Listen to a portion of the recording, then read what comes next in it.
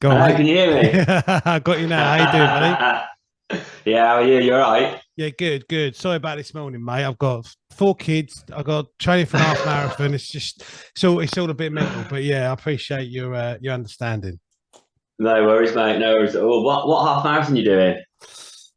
The Royal Parks, I think it's called. It's in London. I was gonna do the big half on Sunday, but there's no Okay. trains and I'm in Wales, so I was like, fuck Uh it. Trains, mate. You might as well just give up on trains these days. Do you know what I mean? They're just That's a non-existent in nightmare. this country. It's fucking absolute pain in the ass. But yeah, it's weird. Isn't it? I was speaking to Michelle Regini. She does this podcast called "We Recover Loudly," and it's like Yeah, as soon as you go sober, it's like you have to like eat vegetarian, do brown rice, train for half marathon. It's not like, do you know what I mean? It's weird. I was like, shit, I'm sort of going down that road. But yeah, it's sort of like oh, a I am, natural mate. progression, isn't it? I guess. Yeah, do you know what? Like, it is so cliche, but I'm exactly the same. I've lost like 2 stone in weight. I've been running half marathon, exactly the same as you. Like, it's Yeah, hilarious. Like, yeah. It's like and you archetypal sit man. back, you sit back, Yeah, and you're like, oh shit, I've become that cliche person. Like, yeah. That's it. That's it. Oh well, it's still. I mean, it's better this way, isn't it? It's got to be better this way. It's got to be more oh mate, bloody longevity. hell, yeah, Cool. Jesus. All right, mate. Well, listen, I know I'm just yeah, I'm anxious a little bit about time, so I want to get cracking. If Yeah, that's all right. And I just literally, I don't know if you've heard our podcast, but fundamentally, it's a bit free flowing, bit of just a general chat yeah, and all that. I'll introduce you and just yeah, we'll just have a chat and see how it goes. Anything you want taken out, we'll take out, and then I'll just drop you a little message. I think it'll go out probably all being well in 3 to 4 weeks, but I'll let you know. And then so yeah, that's it, mate, man. no Just enjoy it. worries. Yeah, cool. All good, mate. Yeah, cool. Right, let's. Am I even? I'm recording straight. Okay. Uh, Hello there, and welcome to another episode of Liquid Choices Elevate Yourself, the podcast where we aim to elevate you, elevate ourselves by the guests we have on and the stories we have to tell. So, today I'm very excited to have Luke Bayliss on. Luke, if you don't know, is well, Luke. I mean, to be fair, it's probably best that you tell people what you do because you've got a lot of you like a bit like myself. You've got a lot of fingers and a lot of pies, I'd say. But you're a podcaster. You're doing a bit of writing. You specialize in ADHD. You've got all lots of Yeah. positive things going on, Luke. So do you want to just tell us a bit about what yourself? You know. Yeah, of course. Yeah, so I'm Luke. I'm 37. Got a long, very deep, sad story, which there's not going to go into too deeply today. But I've just come out the other side of it really, and after everything I've been through, I've just started sharing my story. So Yeah. I'm building my profile online on Instagram. Do a load of posting and sharing and just raising awareness of alcohol abuse and sharing the story that you can get through anything. If I can get through it, anyone can. And I do a lot with Dry, the online platform. Yeah. Yeah. I see that. And I've started, yeah, it's a really cool platform to be on, but I've started doing like lives for them and things like that. So I'm actually getting the opportunity to like talk to everyone on there about certain topics. And I've just set a challenge for the month all around the morning routine, which you'll laugh at because we've just been talking about Yeah. how we've become cheesy versions of ourselves. That's it. Um, and it's just all been about bettering myself really. Like I'm running now, training for half marathon and then a marathon next year, spreading the word, doing different podcasts like this amazing one with yourself, and just going from there. Really, just seeing how things Nice grow. one. Nice one, buddy. It's nice, really, because it feels kind of organic, really. Your growth in the sense Mm, of like you're not kind of going, oh well, this is the best way to make my name or my. Do you know what I mean? It's like you're doing it for mm, the right reasons, and I think one of the things that I've found yeah, quite heartwarming about the sober community is like everyone's kind of in the same boat because we're all kind of mm, banging the same drum, but mm, we're competitors, but we're all kind of working together. Do you know what I mean? yeah, Do you see yeah, what I mean? definitely. That's what I always said because I mean, obviously, it's all positive. It's all amazing what Mm, everyone's doing. Everyone's got the same message. Everyone's got different stories, but they've got the same mm, message. Do you know what I mean? yeah, But you do have to be careful of how you're putting yourself across because if you want to get yourself out there and you want to get your name out there, it's easy to sometimes do it in a way where you lose your message. Does that make sense? Yes, absolutely. Yes, And yes. I'm so just doing this like because of what I went through. It was so full on and so serious that yeah, I'm just being loud and proud and sticking to what I believe in. Do you know what I mean? So Awesome, Luke. I yeah, love that. Luke, and I know you kind of said that you don't want to go into it in detail, and that's all right. I don't want you to. Well, no, no, no. Like obviously, I think the obviously, I don't know if you can touch on sort of what you went through as part of your journey, just what you're comfortable with, just so that people have an idea. Yeah, of course. Yeah, of course. I mean, I'm probably overly comfortable with sharing a lot of things. But it's such a long story. I'll try and give you the overview. So, when I was a kid, I was bullied at school for being overweight. So I had an eating disorder, which basically shot my confidence, hated who I was, didn't like looking in the mirror. So as soon as I reached like 16, 17 and I had my first drink, it was like, it was a really toxic relationship from the beginning because it wasn't just drinking for fun. It was like drinking to make me feel how I wanted to feel sober. Does that make sense? Totally agree. Yeah. Yeah. So it was almost like I constantly wanted to be feeling like you do after 3 or 4 beers. Yeah. So that's That's obviously a normal. dangerous mix. Yes. Yeah, yeah. Yes. Yes. And with the ADHD stuff we'll get onto, I'm sure you can relate to Yeah. this. Yeah. Yeah. So from there, it was just head first. I had a horrific incident where I bought a brand new car and then went into town and got drunk and I drove it home drunk and I crashed into a house and I Wow. wrote the car off. Yeah, and I got arrested. And when I went to court, the engineer who evaluated the building basically told me that if I'd have gone a certain amount of inches to the left or right, I'd have gone into the house and killed the family and myself. So I know it was terrible. Like, I mean, that's probably the Mad. worst, one of the worst stories. Yeah, it's Yeah. mad, Yeah. absolutely. And I was only 20, so you'd think I'd have learned from that. But instead, I moved to London and did music. So I did a music degree. And that was all just around drinking again, drinking, Yeah. drinking, drinking, Yeah. drinking for confidence, drinking to play guitar. It was just all around that. And then moving forward, I just ended up with a really unhealthy relationship with alcohol. So I went to work for a luxury retail brand in London after the music stuff, and it's like the biggest store they've got in the world on Regent Street. Yeah. And I just the stress levels. I was a manager, and there's like Yeah. 30 managers, Yeah. 200 Yeah. Yeah. employees. So the stress just got too much. So I was just drinking after work, Yeah. drinking on weekends constantly. You know the same old story, innit? It And is. then I got Yeah. promoted. So yeah, I got promoted somehow, and I went to Selfridges. And that was when it all broke down. So I was drinking, I started to drink before work, which now looking back is just what the hell. But yeah, so I went to work drunk once. It was Nice. really Okay. obvious. Yeah. Yeah. Stormed out, went to the pub across the road, had a breakdown, and then obviously walked away from that. So that was like the first major thing. And then got in a relationship that went toxic, and I was just drinking all day, every day, lying about Yeah. it, telling ridiculous lies.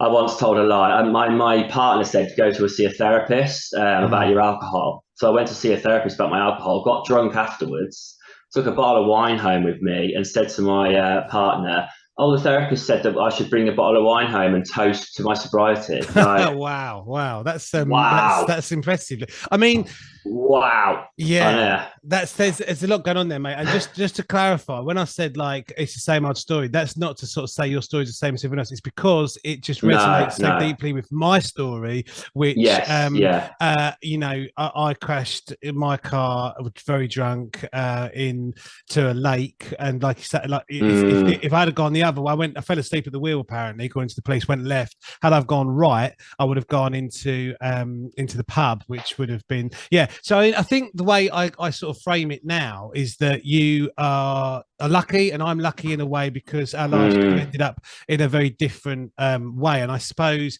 the karmic payoff for, what happened and the fact that, we luckily mm. didn't kill anybody is that, we're trying to be out here doing this, spreading the word and the positivity, I guess Yes, yes, about, definitely. but I think, Talk a sorry, lot. yeah, yeah. Sorry, carry on. You go, No, carry so I on. don't know. Have you? Did you? Is there anything else you wanted to say about your story? Well, literally just about the Priory, really. I ended up having a major breakdown through alcohol. Went to the Priory in Roehampton, Yeah. and went there for addiction. I was such a mess, and I came out, was doing it for all the wrong reasons. So I relapsed again. I lost my partner, my dog, my house, my car, my business. I lost everything. Wow. I had to rebuild myself. And even after all that, it wasn't until a time where I pretty much nearly took it to the point of no return, I had to go back to the Priory again. So I've actually been twice. Yeah. And that was and that was when everything clicked. And that was only last November the 1st, my sober date, and that was when I went there. And ever since, I've just I was doing it for me this time, whereas before I was doing it for everyone else. You know what I mean? So, yes. Yeah. I was in denial when it's that whole story of you can't do it for someone else. Have to do it for themselves, and it's just a cliche as that, because as soon as I did it for myself, that's when I started going sober. Yeah, so carry on. Sorry. No, it's true, mate. And I think what's so refreshing about your story is your honesty. And like, I went on a podcast the other day, a big one, and there was like, they were like, "What's your sober date?" And I'm like, "Well, I don't really look at it like sober dates. I look at it as I am in sobriety, and sometimes I fall off. Like when West Ham win the European Cup for the first time in 43 years, and all my mates are pissed out their head. They're like, "Have a beer." I'm like, "Oh, it's 11 o'clock. I'm tired. I'm doing it," and I had a beer. Yeah. So therefore, that's messed up my sober date. But I think, it's like going to rehab. Like there's no one size fits all for sobriety. And I find sometimes there's a bit of pressure that we're putting on people, and that, listen, if people have been in sobriety for 6 years and 17 days, whatever, brilliant and well done to those people. And that's great. But I'm just a little bit concerned about whether that is putting pressure on people, and I think who are 20 days into sobriety. And I think it's very positive, like all the positive messages and stuff, but like everyone reacts in their own way to their own kind of trauma. And if you need to go to the Priory 17 times, mate, you know what I mean, that's fine, and that's your journey. And the positive thing is that, from my perspective, just having talked to you for this period of time, and like you have such a positive energy, mate, through the messages, through just speaking to you briefly now. And you don't, you could go completely the other way and go, woe is me, my life, I've had all, do you know what I mean? And I think the fact that you're still here and you're spreading this message and you're, eating the brown rice and doing the half marathons and stuff like that, it really is an amazing thing. So well done, buddy. Thank you very much, mate. No, it's like, you've got to be genuine, got to be honest. Like, it's a real positive thing, man. So essentially, you enter the Priory and you've got sober, and I think from that point on, do you feel like maybe in the Priory there was like trauma, if you like, from childhood or from your younger years? You talked a little bit about being bullied and stuff. Like, do you think maybe you dealt a little bit with that? Yeah, so what? I mean, the thing with the Priory is it is absolutely amazing. I was lucky enough to go because I had private healthcare from my ex-girlfriend, so it wasn't me. So I'm not sitting here like, oh, I could afford private healthcare. And it is. You just have day in, day out group therapy, every kind of therapy you can imagine, and you get your own therapist, and it is incredible. But like, it was definitely to do with trauma, to do with my childhood and that. But I don't really like to. I mean, there's a lot of people like Gabor Mate who are like, everything's about your childhood and all this, which I don't agree with, to be honest. Each to their own and all. So spending my time in there, that was when I found out I had ADHD, which I know we were talking about together before. But from going to the Priory, I found out I had ADHD, and it all kind of made sense around how my brain works and about why I've been acting the way I have, which isn't an excuse. I always say it's not an excuse, but it's a reason. Do you know what I mean? And all around your executive functions, which I'm sure we could go in all day about ADHD, but just about the dopamine, really. Like, I've got ADHD quite badly, quite severely. I mean, I don't know if that's the right word to use, but quite considerably. And it's definitely meant that I've been chasing dopamine my whole life to feel comfortable. And then you add in having real low self-worth and hating what you look like it goes hand in hand. Plus rejection sensitivity. And absolutely, all that. Rejection sensitive dysphoria and stuff. And then you've got obviously low self-esteem built into ADHD. Plus you've got the low self-esteem from being bullied. It's a toxic, horrible combination, really. So the ADHD was a bit of an eye opener, you'd say, for you. You feel like massively. Now I found, because I went the first time and they didn't know what it was, and they thought I had cyclothymia, which is basically bipolar type 3. It's like the same as 2, but it's not so severe. It's not so North Pole, South Pole, basically. But anyway, after all of that, after like hours of therapy with an ADHD specialist, and then I had like a 7-hour assessment with a psychiatrist. So it was a long journey. 100% ADHD, 100%. Yeah. And through that, yeah. So through the ADHD, and then when I took the medication, which is another subject in itself, because I know a lot of people are pro meds and then against meds, whatever. It's up to you. But I was at a point where it was that or nothing, because I was desperate. I had to solve it. I had to sort it. So I tried. I'm on ADHD medication, and I genuinely mean this when I say this. When I started taking that, I take Elvance. Yeah. I couldn't do Elvance. Everything changed. Okay. For me personally, I'm not talking about anyone else, but this is my view on me, mate. It was like his light switch went on in my head. Seriously, like, I mean, before I'd wake up thinking needing something to sort my head out. Yeah. Now I'm just like, I haven't had a drink in 10 months. Don't think about drinking now. I don't. If I do think about drinking, I can't think of anything worse. So I'm lucky. I'm very anxious about the fact that it might change one day. That's that's my only concern. But as things are going right now, I genuinely, I'm not just being cheesy. Like, everything's just changed 100%. Like, it's amazing, really. That's amazing. I know. I don't know what's happened, to be honest. I'm surprised, but it was when I started taking that medication. I can't explain it, like, but it just seems to have worked. It's mad. Things. Absolutely mad. It's interesting, isn't it? Because I think, alongside the medication, you're clearly, a bright person. You're analysing sort of behaviours and how that made you behave in the past and so on. So you kind of got the double whammy of your kind of being your own sort of therapist, as well as the medication calming the brain down. And one of the most interesting things that I heard about the ADHD brain was that you'll always tell the person with ADHD in the room when, say, you're out and about, you're at a God, I sound so old now, but at a discotheque, or like you're out in a club, right? And if everyone's doing cocaine, right? I don't know if you've heard this before, but the ADHD person is the person who does the cocaine and just sits and chills. Yeah, and that's how you tell. This is.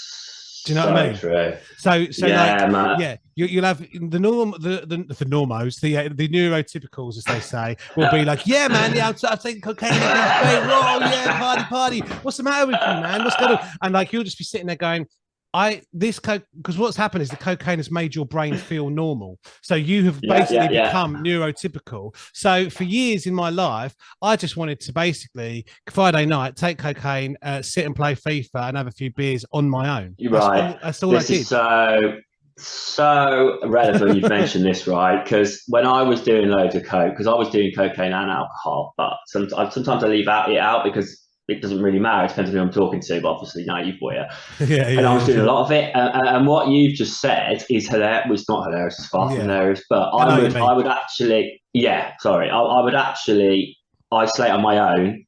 And instead of being like Superman, I'd be lying in bed like this, like just feeling normal and good and chilled. Yeah. And that's what I did. Like, that's what it was. It was like a solo expedition. I just did it on my own, all the time on my own, isolated. And you're not the only one, mate. There's a lot of people out there. The more you research into it and look into it, so it's worth doing when you get 5 minutes. So just so you don't feel like you're weird, because I was always like, what is wrong with me? I was undiagnosed. I was like, I'm so weird. Like, I used to take cocaine thinking this will keep me up, but like all the lads want to stay out till 4 a.m. and go drinking and clubbing or whatever. And I was like, I'd take coke and then I'd be like, right, I want to be at home by 11. I want to kebab. I want to go home. I want to watch some TV on my own. And like and that's because, like I say, it's like things like, I don't think I've taken Elvance, but I'm interested in what you said, because I took another type, more like it's the methamphetamine or whatever. It's like the Ritalin type.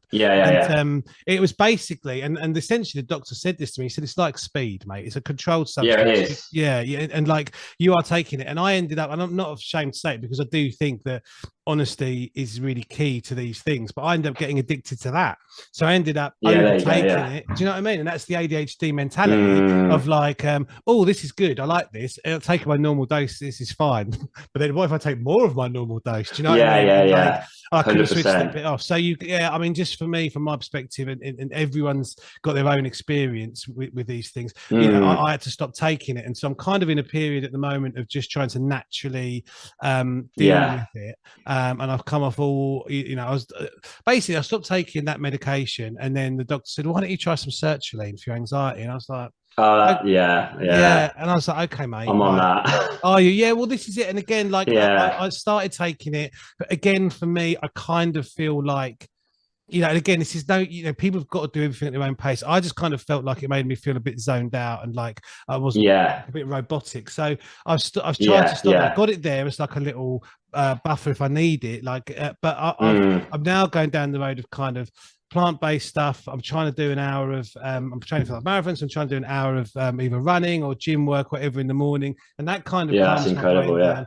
Well, I mean, it's just, I mean, I'm lucky because I'm in a position where I can at the moment. It won't, you know, not necessarily always be like that, but yeah, it's so interesting, like the ADHD brain. And I think one of the other things, you know, that we've got to be aware of is that you know, apparently you'll get 9 addictions in your life as someone with ADHD. I don't know if you've heard about this, but like I must be on about 6 now, 7. So fingers crossed. I'm probably on 15. Yeah, you know. So I think, you know, one of the most important things that people, you know, I think it's, and another thing that, again, sorry, I could talk about this probably for hours with you, you know, but Me too. do you know what I mean? It's so interesting because you're constantly on a learning curve, aren't you, about this? And like everyone's at the moment belittling it, aren't they? Saying, oh, everyone's got a diagnosis. Well, okay, maybe. Oh, yeah. But fundamentally, a lot of people have got it who actually need to have the diagnosis and are working through the problems. And it's really, really important, I think, just to kind of work out what you're like, work out your triggers. And for me, I'm starting CBT, I think, next week, like therapy. Oh, yeah. Because, Yeah. Brilliant. you know what I mean? And I think it's going to be great because like my impulse control is terrible. And I think that's a lot of it, isn't it? It's the dopamine and the impulse. Yes. And I think for so many people with drink and drugs, you know, you sort of think, oh, it's Friday, the sun's shining, I finished work, blah, blah, blah. And so in your head, all you can see is positives about drinking.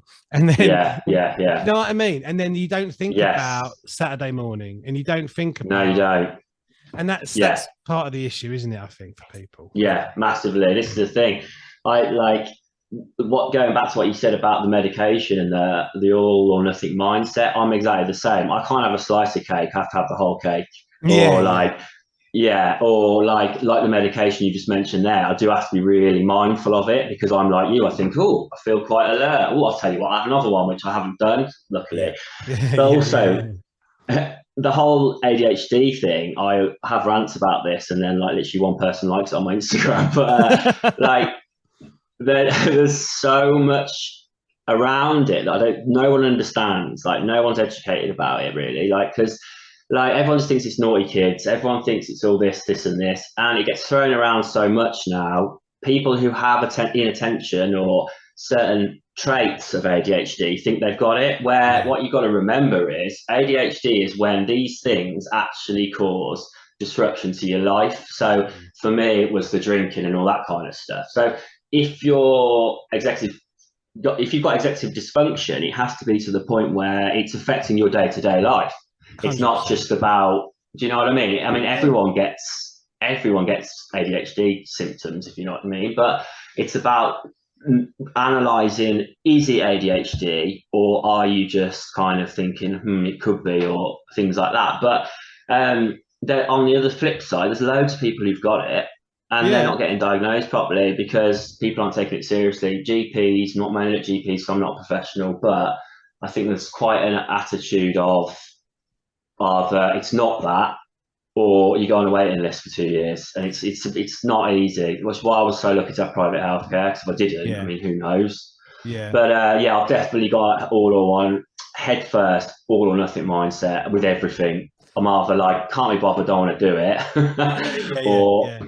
or it's 9 hours of it, hyper focus. That's right. And then, I don't know about you, but I get like burnout.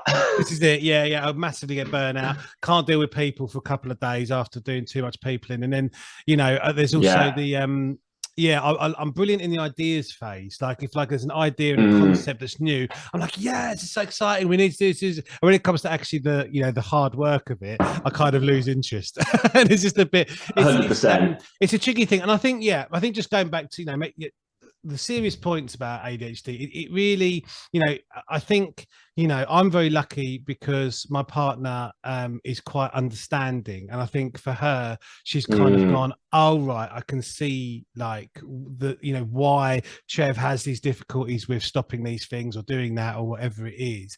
And I think it's really important to have that understanding because it is your mind that doesn't work differently. And I think my mum's generation, for instance, she's very much like, well, you're just a naughty boy, you were just a naughty boy. Yes. And it's like, that's not helpful. And I always think back to, I'll tell you like what for me always resonates as to kind of what the issue was. But like if you imagine like a nice Sunday roast dinner, right, or we're going out with the family and all the neurotypical people are there, and I might have one glass of wine out of the bottle or one and a half max, and it's like, and then we're all going to go back home and they're going to get on with their days and whatever. Once I've had that glass of wine, I want to just go. That's it now. I can't. There's nothing else apart from drinking for the rest of the day. So everything else would be geared around, right, okay, we'll have 2 or 3 here. They'll all go. Then maybe I'll make my wife stay a little bit longer while I have a couple more pints. Then we'll stop at the co-op on the way home and get another. Do you know what I mean? Yeah. And that's always. Do you get what I mean with that? You know what I mean? Always. Now, my thing, which is elevating this, is that my problem was if I have one, I've just done a reel this morning. If I have one, it turns into 10. Then I'd be like, right, drugs. So I'd get that. But in the mornings, when I wake up in the morning, I cannot handle a hangover. So I would wake up and I'd be like, I cannot handle this. So I'd drink again. And I'd end up drinking all day again. And then it would end up, like before I went to the Priory, I think I did that for like 4 weeks solid. So you can imagine how bad I was. Yes. And that's the difference, you see, between like how I am and how other people are. And I need to just know, I know that now. So I can't even moderate. I can't have anything. No. But I'm not interested because I know what will happen.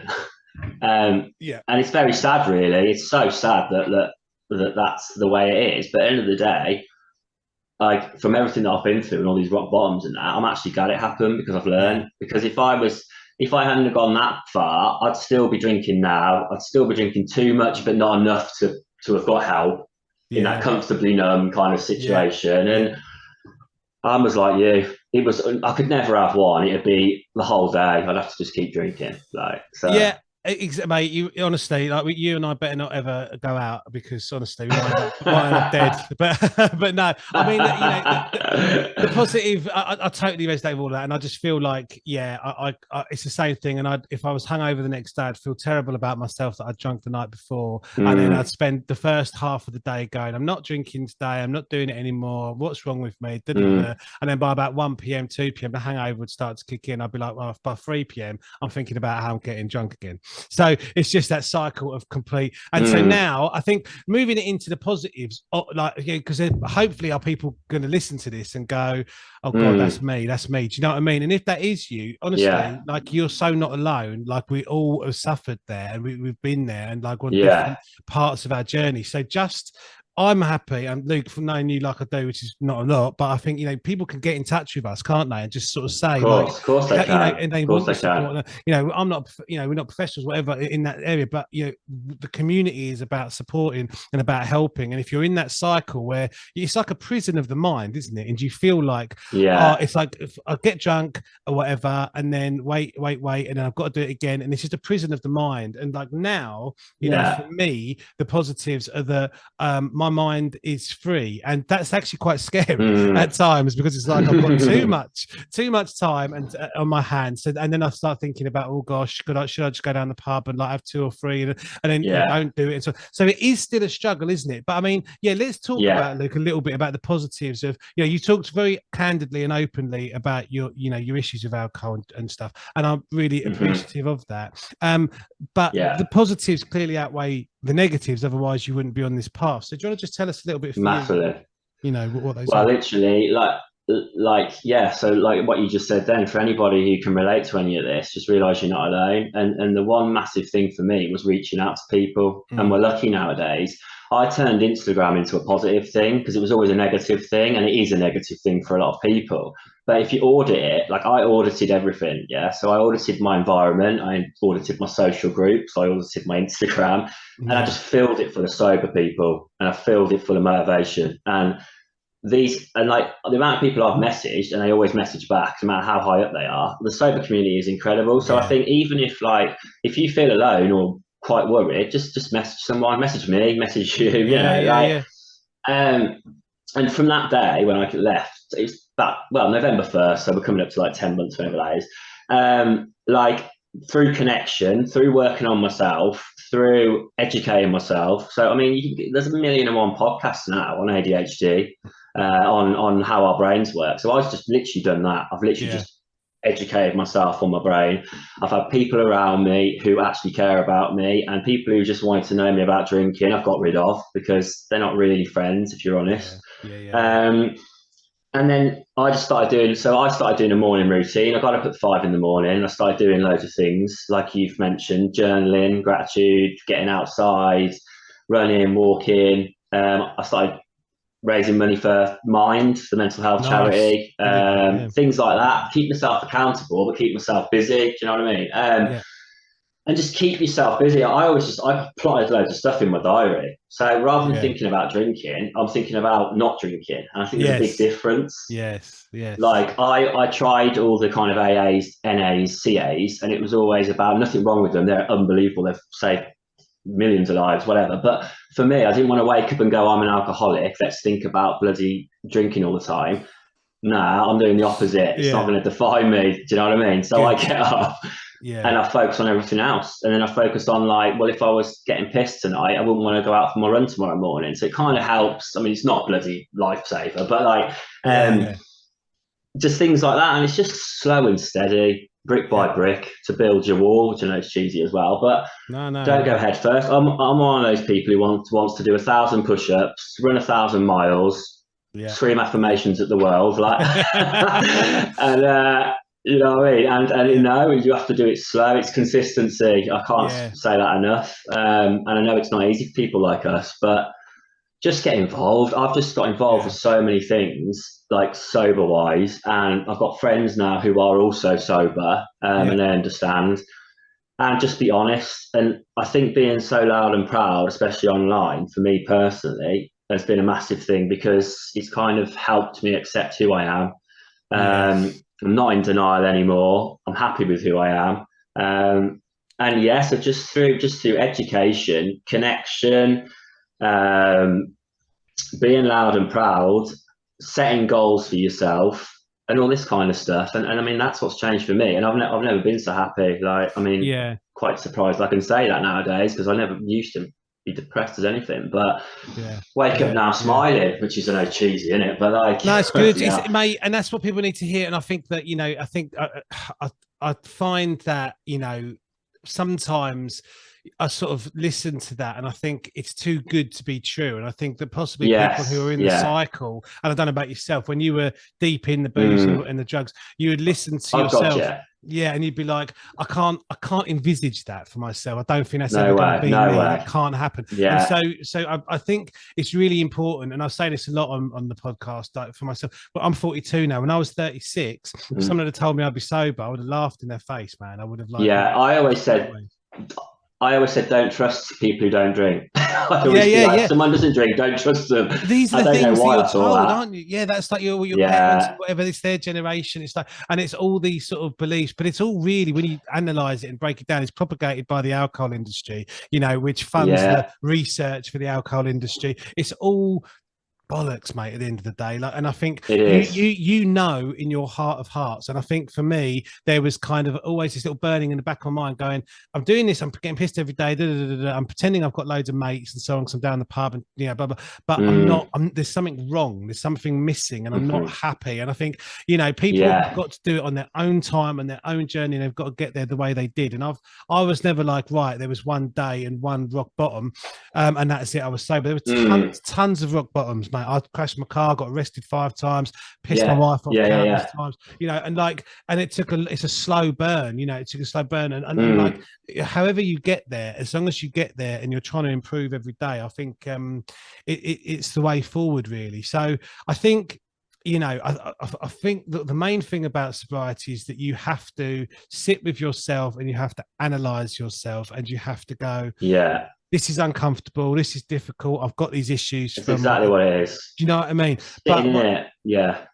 Once you do it, I think your life becomes easier and it becomes better and it's more real, and it's the positives as well. I mean, I sleep so well now, mate. Like, literally, I go to bed at 9 p.m. and I'm out till 5:30, 6, and it's amazing. Like, kids get up and I'm fine and I'm not ratty, and like, it sounds like, and it sounds cringy, like you say, but it's a fact, and then I've been out of the gym already. I'm trying, and it's like, life is like, you can get there, but it's like you say, it's not.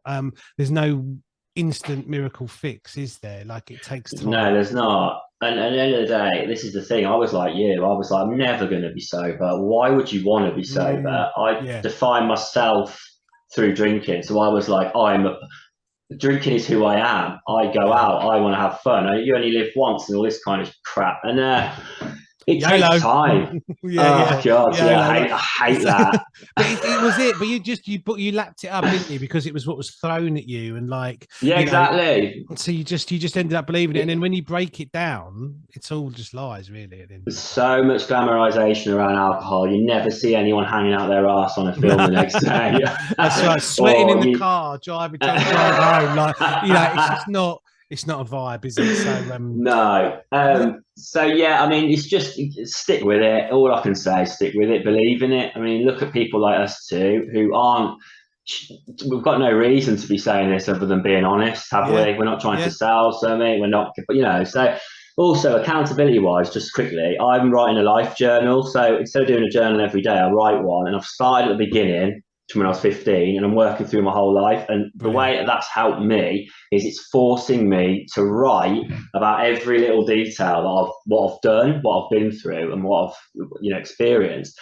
And bloody hell, it's deep, but at the end of it, I'll have some sort of book. So like, that's unbelievable. It's a good idea. It's a good idea. Yeah, it's so cathartic to write. I've written a book, How to Handle Your Hangover Dreamers. Nice little plug there, for the book. Wicked. But on a serious note, it's really cathartic, isn't it? And it's a really positive thing. And actually, Luke, with Alcohol Change, I'm writing a book. There's a lot of contributors to the book, and we're going to channel. So I'd love you to get involved in that, mate. If you, I'd love to. Absolutely love to. A couple of things. Time is running short, man, so I've got to be quick. I just wanted to say to you, one of the, I don't know, you might already be on this, but cold water therapy. So like, they reckon that the only way you can get the dopamine hit of like taking cocaine or doing something like that exhilarating is cold water therapy, and it apparently hits the same neurotransmitters. Do you know what I mean? So just something I've heard all this. I was going to buy one, actually. I was going to buy a cold a tub for outside, so I'm going to look into that, because it is amazing. I've had cold baths before, and it's like, what? Like, it's hard to explain how good it is. It's really I love good. it, mate. Every morning I do a cold shower in the gym, but I think, have a look at the like old oak tubs, which you can like cut in half, because they're a bit more robust. I bought one of those. This is a conversation for not on the podcast, but it's like, just shop around, man. But anyway, look, before we wrap up, man, is there any? I was just sort of going into general conversation, but it's nice being comfortable, man, with you. But I like just to the podcast. Is there anything? So are you doing Over the Influence podcast? So I've done an Overly Influenced podcast, which you can listen to now. It's called obviously Luke Bayliss, ADHD and Addiction. There's one with Sassy Sober Mom, which is Terry McGilbert. I did one that's out now. I've just done one with Abby Feltham. Do you know Abby? Nice. Yeah. She's incredible. I've just literally done that this week, and there's a few other coming up. So yeah, so check out Over the Influence and I can't remember what the podcast's called, but it's Terry McGilbert anyway. That's cool. And have a look at your Insta. When, yeah. If you have a look at your Insta, your all your stuff's on there, isn't it? It's Luke Bayliss, double L. So it's double L, UKE, BAYLISS. Someone else had Luke Bayliss, so that's a double L in the Luke. It's so annoying when that happens, man. But yeah, Luke, listen, man, it's been amazing talking to you, and I think I can envisage this happening again in the future.